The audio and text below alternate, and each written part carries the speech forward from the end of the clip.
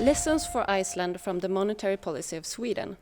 That's the title of a report you've both written, Lars Jonung and Fredrik Andersson. You're presenting this report to the Icelandic government on June 6th. Can you please tell me, in your opinion, what's the main lesson Iceland can draw from Sweden? I think there are two main lessons. The first lesson is that a very small economy, such as the Swedish economy or the Icelandic economy, we are not independent anymore in the way we used to be. And that means that we cannot have an independent monetary policy.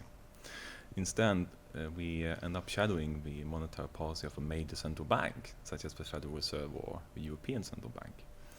The second lesson we draw is that having price stability is not enough to have economic stability.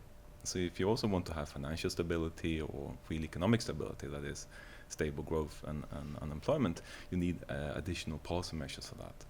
So we suggest that Iceland should have a currency board, which is a form of fixed exchange rate, but also policies to ensure financial stability and real economic stability.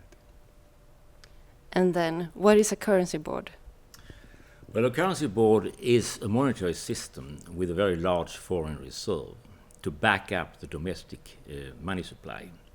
And currency boards have been tried in a number of countries, in particular in East Europe in recent decades. And the currency board of Estonia, which has inspired us in our writing, has been a very successful one.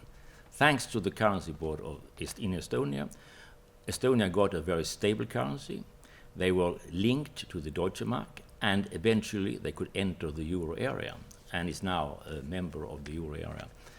Thanks to the currency board solution they adopted in 1992. How come the two of you got commissioned to write this report? Well, I had done work before on the monetary history and monetary systems of the Scandinavian countries and of Estonia. So I had studied in particular the currency board of Estonia. And I think that inspired the commission from Iceland. How do you expect the report to be received? Well, of course, we hope that it will be very well received.